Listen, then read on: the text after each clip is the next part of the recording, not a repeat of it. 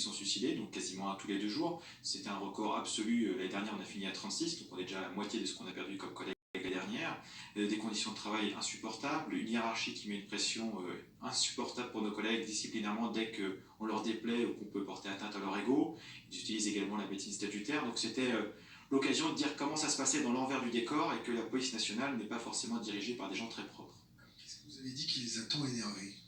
Bah ça remonte sur une année en fait, parce que ça fait depuis une année qu'on les embête un petit peu. On avait commencé à les embêter sur des faux en écriture publique et escroquerie en bande organisée et détournement de fonds publics, parce que nos directeurs falsifiaient les chiffres de la délinquance à la baisse et ils touchent des primes dessus, donc de l'argent public sur un travail qu'ils n'ont pas fait. Tout ça? On a des preuves de tout ça, on a fait des dénonciations également, on va sans doute saisir un juge d'instruction parce que la dénonciation auprès du procureur n'avance pas très vite. Nous avions saisi le parquet financier dans un premier temps qui a shooté l'affaire pour la renvoyer au procureur de Marseille où nos collègues nous avaient donné les éléments. Ça avait été médiatisé, c'est pour ça que ça leur a cassé les pieds. D'abord Europe 1, le Canard enchaîné le 20h sur France 2.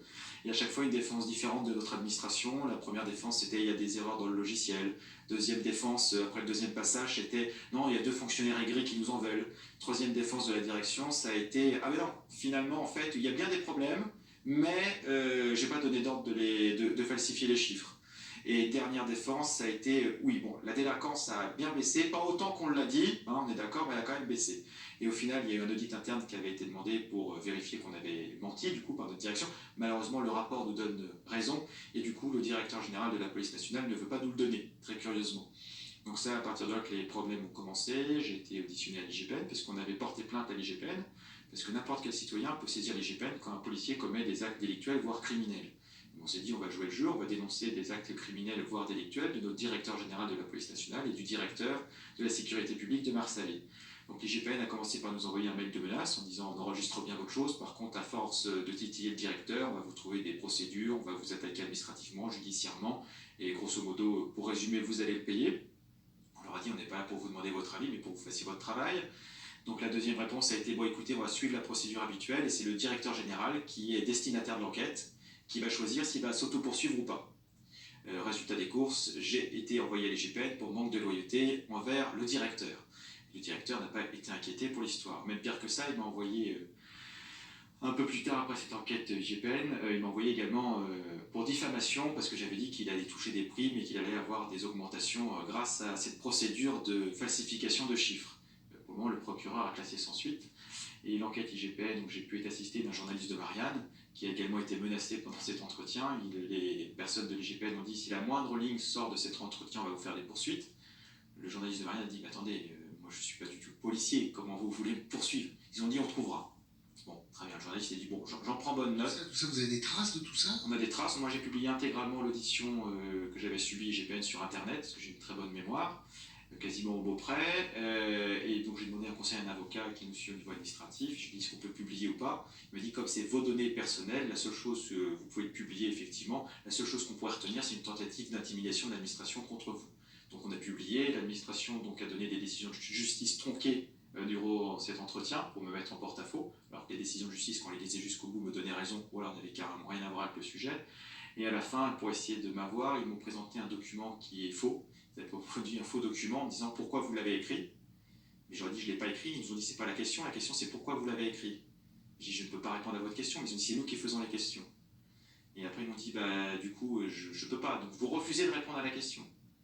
J'ai dit non, je vous montre le document, vous me dites vous l'avez pris sur le site internet de Vigie, je vous montre le site, le document que vous me présentez n'existe pas dans la forme sous laquelle vous me présentez.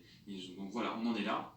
Et à savoir que cet entretien s'est basé sur ce que j'ai fait pour mon activité syndicale pour que je sois sanctionné dans mon activité professionnelle. Ce qui normalement est une chose impossible en droit français. Voilà, et une dernière précision également sur l'IGPN, c'est que l'IGPN, c'est l'Inspection Générale de la Police Nationale, la police qui enquête sur la... Ils font bien leur boulot d'habitude.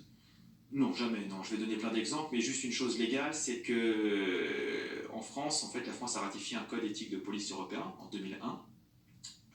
Et dedans, il y avait marqué qu'il serait applicable dans tous les pays signataires au moment où un nouveau code de déontologie serait repris pour la police dans chaque pays signataire. Donc la France a signé un code de déontologie en 2014 qui fait exactement l'inverse que ce code éthique. Et dedans, notamment, il y a une chose du code éthique européen qui dit la police n'a pas le droit d'enquêter sur la police.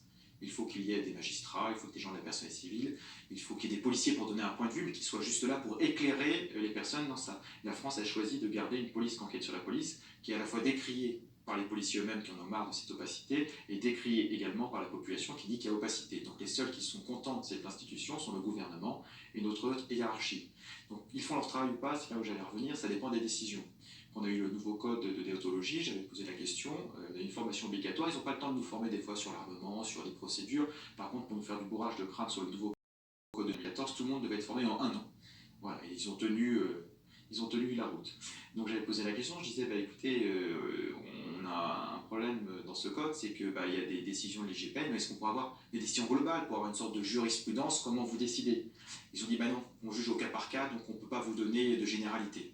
Donc pour expliquer le cas par cas, c'était dans le Parisien en 2010, et il y a un commissaire de police qui était en poste à Sanaa, ambassade, en tant qu'officier de liaison.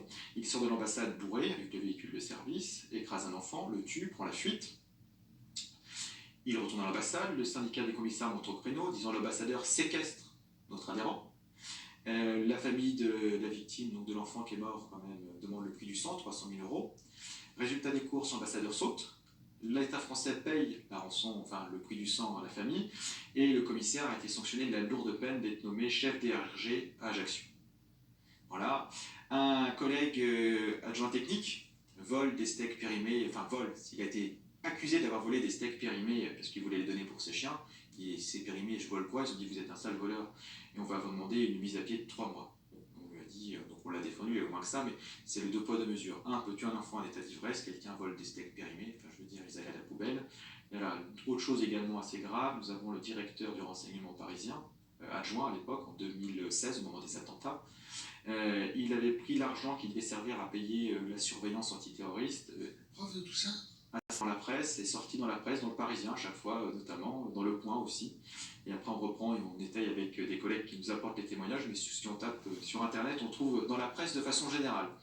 Donc M. Delef, qui avait pris dans la caisse pour payer la surveillance antiterroriste, notamment des cellules qui auraient pu participer au Bataclan, parce qu'il avait du mal à payer les traites de son château en province. Voilà, il avait du mal à boucler ses fins de mois. Donc dans la période où il a fait ça, il y a eu les attentats du Bataclan. L'administration a juste dit, il a rendu l'argent, on va le déplacer. Pas d'autre sanction que le déplacer de service. Et du coup, ils n'ont pas posé la question, aller enquêter, savoir si plus loin, le fait qu'il ait volé cet argent, emprunté cet argent, comme ils ont dit gentiment, avait eu un impact sur les services de façon opérationnelle. Ils n'ont pas cherché à savoir si oui ou non il y avait un impact. Et donc voilà, donc il y a toujours un 2 poids, 2 mesures. Un autre exemple, là c'est à l'inverse, c'est une collègue gardien de la paix qui prend un véhicule de service. Elle constate que les freins sont en fin de vie, les pneus sont lisses. Elle consigne tout dans le cahier en disant voilà, il y a des sérieux problèmes. À voir son chef, elle dit écoutez, je ne peux pas prendre le véhicule. Il dit il n'y a pas d'autre véhicule, prenez-le quand même, c'est un ordre. Très bien. Et malheureusement, cette collègue percute un passage piéton devant le palais de justice et percute une greffière parce que la voiture ne répond plus. La réponse de l'administration dit écoutez, moi j'avais l'ordre de prendre le véhicule, ah non, on n'a jamais dit ça. Et en plus, vous saviez pertinemment que le véhicule ne marchait pas. La preuve, vous l'avez consigné dans le cahier. Donc on est toujours sur des procédures comme ça. Protéger, donc l'IGPN est capable de protéger à partir d'un certain niveau de hiérarchie. À un certain haut niveau, il nous incrimine pour divers motifs. Les boeufs carottes, c'est pour les gardiens de la paix lambda. C'est ça, officiers également, qui prennent les adjoints techniques, administratifs. On les appelle comme ça depuis le film Ripou contre Ripou. Voilà. Donc normalement, ils sont très respectés parce qu'ils font leur boulot, mais vous êtes en train de me dire qu'à partir d'un certain niveau de hiérarchie, ça ferme un peu les yeux, c'est ça? Ça ferme complètement les yeux, ou alors il faut qu'un commissaire ait vraiment déplu à ses pairs au gouvernement, comme le commissaire Néret, ou quelques commissaires qui ont fait la une, parce qu'ils avaient déplu au sérail par des méthodes qui ne correspondaient pas, ou sur d'autres sujets dont nous n'avions même pas. Il avait quand même abusé. Il avait abusé, nous sommes bien d'accord, mais en fait d'autres ont fait pire, n'ont pas été incriminés, c'est ça que je veux dire. Des exemples? Celui qui a tué un enfant, je veux dire, ça me semble assez pire de tuer un enfant en état d'ivresse et de prendre la fuite, que après, effectivement, ce qu'il a fait est grave. Mais ce que je veux dire, c'est que l'institution enquête que sur les personnes qui commettent des fautes, mais qu'ils ont dans le viseur. Il y en a qui commettent des fautes très graves, qui ne sont jamais inquiétés. Tout simplement, quand nous avons dénoncé à l'IGPN des détournements de fonds publics et des falsifications des statistiques de la délinquance, c'est pas le directeur qui a été incriminé par l'IGPN, c'est nous qui avons été incriminés pour manque de loyauté. Donc il y a vraiment un souci dans la police nationale. Voilà. Et après, il y a une chose qui se serve également de façon générale, c'est le discernement. Un commissaire fait souvent preuve du bon discernement, c'est dans notre code de déontologie. Par contre, en dessous, on fait souvent preuve du mauvais discernement. Ils peuvent nous sanctionner pour ça. Le discernement en matière juridique Il est assez subjectif. Un texte juridique devrait être carré, on ne devrait pas savoir c'est blanc, c'est noir, et puis il n'y a pas d'interprétation possible. Le discernement permet de faire tout et n'importe quoi selon les besoins de la situation. Et également, certains gardiens de la paix peuvent être incriminés alors qu'ils n'ont rien fait, ça peut être souvent le cas, parce qu'il y a besoin, pour l'opinion publique, de sacrifier un policier, et à l'inverse, un policier qui peut avoir commis des fautes, qui est gardien de la paix également, mais à ce moment-là, il faut sauver la police coûte que coûte pour être innocenté, parce qu'il y en a besoin pour la com gouvernementale. Donc pour nous, s'il y a une police en ce moment qui pourrait être entre guillemets politique, ce serait l'IGPN qui est aux ordres et au service de notre belle maison police et gouvernement. Et sur les chiffres de délinquance, j'y pense. On ne gage que vous. Oui, oui, non, mais bien sûr. Sur les chiffres de délinquance, excusez-moi de vous avoir coupé. Les chiffres de délinquance, c'est que nous, effectivement, on a eu des collègues qui ont témoigné, mais il y a également un rapport de l'IGA, donc c'est l'inspection générale de l'administration, et 2 rapports parlementaires qui savent que les chiffres ne correspondent pas à la réalité. Ils n'étaient pas allés jusqu'au bout de la conclusion, mais il y a également des documents officiels qui vont dans ce sens-là. Voilà, et après, dans les faits, parce que c'est sur Marseille, la délinquance baisse depuis des années de façon exponentielle, et juste après la publication des chiffres en 2018, on se tirait dessus à la Kalachnikov dans la cité.